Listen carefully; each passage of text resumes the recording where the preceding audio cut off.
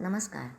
आपण ऐकतो आहोत श्रवणानंद उपक्रमांतर्गत श्रीरामकृष्ण परमहंसांवरील शुभांगी बडबडे लिखित स्वयंभू. शंकराच्या पिंडीवरचा लक्ष वाहिल्यानंतर जेवता जेवता चंद्रमणीने क्षुदिरामना विचारलं, काय म्हणाला रामचांद? रामचांद? मी कुठे मेदिनीपूरला गेलो? मग 4 कोस गेल्यावर बिल्ववृक्षाखाली बसलो. सहज वर पाहिलं तर बिल्वपत्र लगडलेली. मग काय तर मग शिदोरी दिली. ती तिथेच राहिली बहुतेक. चंद्रमणीला आताही हसू आलं. पानगळीच्या दिवसातही लक्ष वाहणारे क्षुदिराम तिला आठवले. त्यांची अनन्य भक्ती आठवली. कात्यायनीचा विवाह संपन्न झाला. कामारपुकूरच्या वायव्येस आणूर गावच्या केनाराम वंदोपाध्याय यांना कात्यायनी दिली. तर केनारामची भगिनी रामकुमारची पत्नी म्हणून आली. क्षुदिराम सांसारिक कर्तव्यातून मुक्त झाले. रामकुमार शेजारच्या गावातील पाठशाळेत विद्यार्थ्यांना स्मृती आणि व्याकरणशास्त्र शिकवू लागला. त्यामुळे आर्थिक चिंताही मिटली. तशी तर ती श्रीरामाच्या येण्यापासून मिटलेलीच होती. लक्ष्मी जलाजवळ त्यांनी धानाचं शेत दरवर्षी एवढं भरभरून पीक देई की वर्षाच्या आत भात होऊन आल्या गेल्याचा सत्कार पण होई. कोणी सहज भावाने शिधाही देत. साधू संन्यासी भाविक यांचं भोजन होऊ नये काही कमी पडत नव्हतं.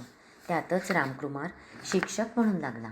चंद्रा, साऱ्या चिंतांतून आता मी मुक्त झालो. आता वाटतंय तीर्थयात्रा करावी, खूप खूप फिरावं, साऱ्या देवदेवतांचं दर्शन घ्यावं, रामेश्वराला जावं. मलाही तेच वाटतंय. पण मग मी अधीर झालो आहे. तू येण्याच्या अवस्थेत नाही. नाहीतर मी सर्व चिंता तुझ्या मागे टाकून चिंतामुक्त झालो आहे कधीचाच. पण तू म्हणत असशील तर मी जाऊन येतो. आपण जावं. आपल्याच पावलांशी माझा मोक्ष आहे. ही पावलं जेव्हा पुण्यपावन स्थळांचं दर्शन करून येतील तेव्हा त्या पावलांना स्पर्श केला की मला सारं पुण्य मिळेल. आपण निश्चिंत मनानं जावं. चंद्रमणीला खूप वर्षांनी नवीन बाळाची चाहूल लागली होती. ती मनोमन आनंदली होती. रामकुमारचा संसार नुकताच सुरू झाला होता. त्याची पत्नी माहेरी होती. कात्यायनीचा विवाह झाला तरी ती चंद्रमणीजवळ होती. आणि चंद्रमणीला केवळ चाहूल लागली होती, अजून कुठे त्याची वाच्यता केली नव्हती. पण एकदा तिने क्षुदिरामला आनंद वार्ता म्हणून सांगितलं. आताही बोलताना तोच विषय नेमका निघाला. जन्मभर पाय एकाच जागी थांबले होते. कुठे जाणार होती ती नाहीतरी. कात्यायनीचा भार आणि चिंता सोडून ती सहजच म्हणाली, तुम्ही रामेश्वराला जाल तेव्हा त्याला वंदन करून म्हणा, चंद्रमणीला पुत्रप्राप्ती होऊ देत, तुझीच पावलं घरभर नाचू देत. संध्याकाळच्या धुसर सावल्या लांबवर पडल्या होत्या. आकाशाचा रंग गढूळला होता. क्षुदिरामच्या मनात उदासीनता नकळत उतरली. कात्यायनीने तुळशीपुढे दिवा आणला. त्या प्रकाशात चंद्रमणीचा चेहराही त्यांना उदास वाटला. मी नाही जात रामेश्वरला. पिता म्हणून कर्तव्य मला लावून घ्यायला हवीत ना. दादाजी, दादाजी, कात्यायनीचा घाबरलेला स्वर ऐकू आला. तसे ते क्षुदिराम तवेरीने उठले. चंद्रमणीही उठली. दादाजी, सुखलाल काका एकदम अत्यवस्थ झालेत. सुखलाल महिना झाला आजारी होते, पण एकाएकी अस्वस्थ होतील असं वाटलं नव्हतं. क्षुदिराम त्यांच्याजवळ पोचले. सुखलालने क्षीण नजरेने त्यांची दखल घेतली आणि क्षणातच डोळे मिटले. ही घटना इतकी अकल्पित घडली की कोणाचाही त्यावर विश्वास बसेना. क्षुदिरामला तर जबरदस्त धक्का बसला. एकाच पाठशाळेत असलेला त्याचा बालमित्र सुखलाल, जरा व्रात्य खोडकर, अभ्यासात मन नसलेला, पुढे पुढे पाठशाळा सोडून घरच्या शेतीवाडीकडे लक्ष पुरवणारा, रोज सारी कामं आटपून पाठशाळा सुटायच्या वेळी बैलगाडी घेऊन हजर होणारा. अरे सुखलाल, रोज कशाला त्रास घेतोस? अरे पुकूरपासून देरे खूप लांब नाही, जाईन मी चालत. सुखलाल खळाळून हसायचा. हसलास का? काही नाही. तरी पण अरे, ब्राह्मणाजवळ विपुल शक्ती असते. ती शब्दात आणि बुद्धी असते ती डोक्यात. पण पायात मात्र शक्ती नसते. त्याच्या बुद्धीने भरलेल्या डोक्याचा भार त्याची पावलं सांभाळू शकत नाही. म्हणून ती लटपटायला लागतात. आणि मित्रा, असं लटपटणं मला काही पाहवत नाही. काही मी लटपटत नाही आहे. आणि क्षुदिराम, तुझी प्रगल्भ बुद्धिमत्ता मला मिळाली नाही तरी त्या बुद्धिमान देहाला उचलून नेण्याचं पुण्याचं पुण्यकर्म मला करू देत.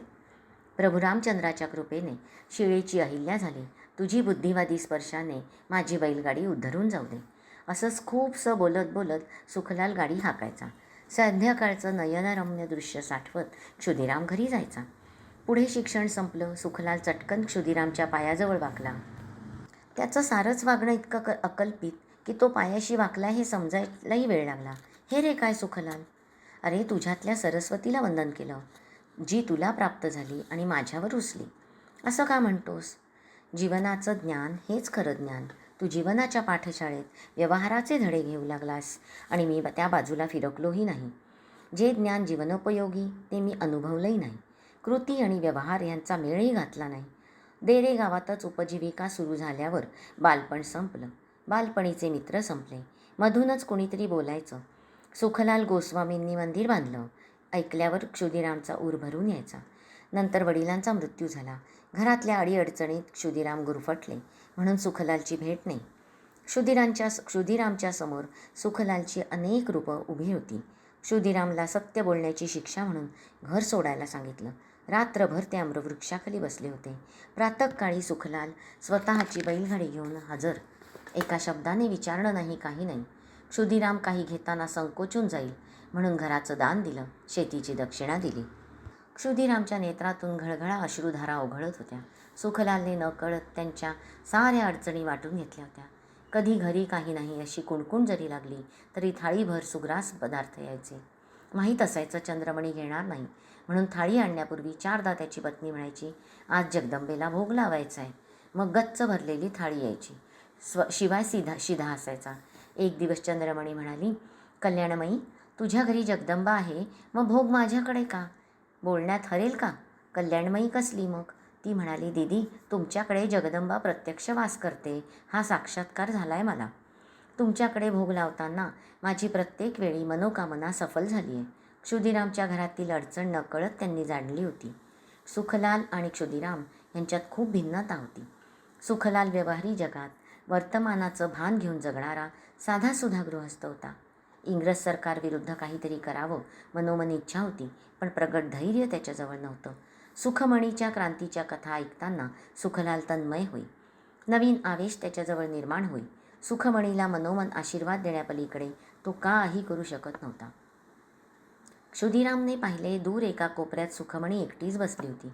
तिच्या मनात काय चाललं असेल याची कल्पना क्षुदिरामना होती. सुखलालचं जीवन खरोखरच संपन्न झालं होतं. क्षुदिराम सुखलालच्या पार्थिव देहाकडे पाहत होते. जीवन आणि मृत्यू किती जवळजवळ, दोघातील मिलन रेषा किती अस्पष्ट. जीवन चालू आहे, एकाएकी मृत्यू होतो. जणू जीवन जगताना त्या जीवनाच्या समांतर मृत्यूही चालत असतो. जरा कुठे जीवनरेषा अडखळली की मृत्यूची भेट होते. क्षणात असणारं चैतन्य विलयाला जातं. हसतं खेळतं रूप संपून जातं. जीवनाची ही क्षणभंगूर अवस्था पाहिली की जीवनावरचं प्रेमच संपतं. कुठे जातं हे चैतन्य? परमेश्वराकडे. तोच देणारा, तोच घेणारा. घ्यायचंच आहे तर देतो तरी कशाला? कशाला हा मोह? मनाचा मोह, शरीराचा मोह, समाज जीवनाचा मोह. ह्या मोहामुळे किती विकार, किती भावावेश. नको हे जीणं. त्यापेक्षा परमेश्वर चरणी लीन व्हावं. जीवनाची आसक्ती संपवावी. क्षुदिराम विचार करत होते. आज क्षणापूर्वी सारं होतं आणि क्षणानंतर सगळं संपलं. बोलणं, हसणं आणि आता नाही, असं होता कामा नये. पण असंच होत असतं. वृक्षाची पानं गळतात, नवीन येतात, पण मूळ झाड कायम राहतं. बाह्य शरीरातील चेतना संपते, अनंतात विलीन होते. पण चेतना असते कशी? द्रवरूप, घनरूप, वायुरूप, सूक्ष्मातली सूक्ष्म. तिचं स्वरूप काय? आत्मा कुठे आहे? तोच आत्मा दुसऱ्या शरीरात प्रवेश करतो. गीतेत भगवंतांनी सांगितलंय, आत्मा अविनाशी असून तो केवळ स्थान बदलतो, शरीर बदलतो. म्हणजे काय? अखेर परमेश्वरच सारं करतो. आत्माही तोच, परमात्माही तोच. तोच अविनाशी, तोच विनाश करता चैतन्य आणि तोच मृत्यूदाता पण. परमेश्वराची ही रूपं उत्कट आणि अनंत. तरीही प्रत्यक्ष व्यवहारात आपण मी आणि माझं करत असतो. हे योग्य नाही. खरं तर हे सारं त्याचंच. तोच करता, तोच करविता. क्षुदिरामच्या मनातील हे विचार सुखलालच्या अंत्यविधीनंतरही मनात घोळत होते. ते एकाच जागी बसून राहत. चंद्रमणी त्यांना समजावत म्हणायची, आत्मा आणि परमात्मा ही रूपं आहेत आणि त्यासाठी साऱ्या मानवी भावना टाकायला नकोत. एवढंच काय, प्रभू रामचंद्रांनी पृथ्वीवर जन्म घेतला. प्रत्यक्ष परमेश्वर जन्माला आले, तेही मानवाप्रमाणे. साऱ्याच भावना त्यांच्याजवळ होत्या. माया, मोह, दुःख, क्रोध ह्या भावनेतून प्रभुराम तरी सुटला का? तुम्हालाच काय, मलाही त्याच मार्गानं जायचं आहे. त्याचं आमंत्रण आलं की जायचं आहे. तोवर संसाराचं भान, समाजाचं भान, कर्तव्याचं भान ठेवायला नको का? असं करा, तुम्ही म्हणत होता त्याप्रमाणे रामेश्वरला एकदा खरंच जाऊन या. प्रभू रामचंद्रांच्या पदस्पर्शांनी पुनीत झालेला तो मार्ग आहे. तुम्ही प्रसन्न व्हाल. क्षुदिरामना हा विचार पटला. खूप वर्षांनी चंद्रमणी गर्भवती होती. 2 महिने झाले होते. तिची चिंता त्यांच्या नेत्रात साकारली. माझी चिंता नको. मी सुखरूप असेन. बाळासह तुमचं स्वागत करीन. तुम्ही आल्यावर मग आपण त्याचं नामकरण विधी करू. खरंच जा तुम्ही. मी एकटी नाही. तुम्ही जोडलेलं हे कामार पुकूर माझ्या मदतीला आहे. कात्यायनी आहे. क्षुदिरामच्या मनात कधीच तीर्थयात्रा करून पुण्यसंचय करायचा विचार होता. आता तर संसारापासून विरक्त मन अधिकच आतुर झालं. त्यांनी तीर्थयात्रेला जायचं मनोमन ठरविलं आणि काही दिवसातच त्यांची पावलं रामेश्वराच्या दिशेने पडू लागली. तुला सांगतो चंद्रमणी, ते दृश्य काही अपूर्व होतं. काशीला मी पोचलो तेव्हा मन प्रसन्न होतं. चैत्र महिना सुरू होता. वसंत पालवी फुटत होती. वृक्षावर नवनव उन्मेष होता. पंचमस्वरात कोकिळ कूजन होतं. प्रत्येक प्रातःकाळी उषा सुंदर, तेजोमयी आणि प्रसन्न वाटत होती. अगोदर काशीला देवतांचा वास, सत्पुरुषांचा सहवास, भागीरथीचं विस्तीर्ण पात्र, पुण्यसलीला भागीरथीच्या सान्निध्यात पुनीत असा तो भाग. काशीत पाऊल टाकलं आणि वाटलं स्वर्गसुख इथेच अवतरलंय. अगं वर्णन कशाचं करू? चैत्र मासाचं, वसंताच्या उन्मेषाचं, गंगेचं की देवतांच्या मंदिरांचं? नाही, अशी सांगून कल्पना नाही यायची तुला. नाही कशी? तुम्ही सांगता आहात आणि माझ्या नेत्रासमोर साकारली आहे पुण्यसलीला भागीरथी. सरितेच्या तीरावर मंदिरं आहेत. हे पहा, भाविक लोक त्या मंदिराच्या पायऱ्या चढत आहेत. मंदिरात श्री गदाधराची आरती चालू आहे. परमेश्वराच्या नामसंकीर्तनाने अवघा गंगा किनारा वापरून गेला आहे. गजराचा नाद निनादतोय. खरं ना? अगदी खरं चंद्रमणी. पूजा आटोपली. कीर्तन संपलं. प्रसाद घेऊन भाविक मंडळी पायऱ्या उतरून मार्गाला लागली. मी मात्र गदाधराकडे तन्मयतेने पाहत होतो. पितांबरधारी शंख चक्र गदा पद्म हाती धरणाऱ्या त्या अनन्य सुंदर स्वरूपाचं मला वेड लागलं होतं. क्षुदिराम सांगता सांगता थांबले. ती उत्कट अनुभूती शब्दबद्ध करणं त्यांना कठीण झालं होतं. तो प्रसंग अनुभवताना त्यांचं शरीर रोमांचित झालं होतं. नेत्रातून प्रसन्नतेने अश्रुधारा वाहू लागल्या. भरल्या नेत्रासमोर गदाधराच्या मंदिरातला प्रसंग उभा राहिला. भाविक प्रसाद घेऊन मार्गस्थ झाले. भागीरथी स्नान करून दर्शनाला कुणीतरी येत होतं. घंटानाद होत होता. हळूहळू त्या प्रकाशानं ते मंदिर प्रकाशित झालं. क्षुदिराम खांबाला टेकून बघत होते. हा असा प्रकाश त्यांनी कधीही पाहिला नव्हता. असंख्य घंटिकांनी नादमय लय उत्पन्न केली होती. आपण स्वप्नात तर नाही ना, ही खात्री क्षुदिरामने करून घेतली. पण चमत्कारिक वाटणारी घटना सत्य होती. इतक्यात अनेक जण मंदिरात दुतर्फा उभे राहिले. क्षुदिरामनी त्यांना प्रणाम करून अत्यंत आदराने विचारलं, आपण कोण आहात? तेजस्वी दिसतात. स्वर्गलोकातून आलात असा भास व्हावा. खरंय तुझं म्हणणं. आम्ही स्वर्गातून आलो. आम्ही तुझे पितर. मी आपल्या सर्वांना मनोभावे वंदन करतो. मी आपल्याला इथे येऊन पिंडदान केलं आहे. यथाशक्ती तुम्हाला संतुष्ट करण्याचा प्रयत्न केला आहे. माझ्या हातून काही उणीव राहिली असेल तर क्षमा करा. नाही वत्सा, तुझ्या विनम्र भावाने, तुझ्या धर्मावरच्या श्रद्धेने, परमेश्वरावरच्या प्रीतीने आम्ही संतुष्ट आहोत. मनापासून तुला आशीर्वाद द्यायला आलो आहोत. कुळात एक जरी सत्पुरुष असला की साऱ्या पितरांची मुक्ती मिळते. त्यांना अत्यंत आनंद होतो. आपण तर माझी स्तुती करत आहात, पण असा लीन होऊ नको वत्सा. प्रत्यक्ष परमेश्वर तुझ्या साध्या भोळ्या धर्मनिष्ठ सात्विक परममंगल रूपाने प्रसन्न झाला आहे. पितर अत्यंत उत्साहाने आनंदाने बोलत होते. इतक्या दिव्य प्रकाशात त्यांची आभा उत्कट व्हावी अशी मूर्ती दिसू लागली. पाहता पाहता सुवर्ण जडित सिंहासनावर अत्यंत दैदिप्यवान विष्णुमूर्ती साकारली. वत्सा, मी तुझ्यावर प्रसन्न आहे. काय देऊ बोल. देवा, तुमचा साक्षात्कार झाला याहून उत्कट काय असू शकेल. मी संतुष्ट आहे. तुझ्या संतुष्ट वृत्तीमुळे मला आनंद होतोय.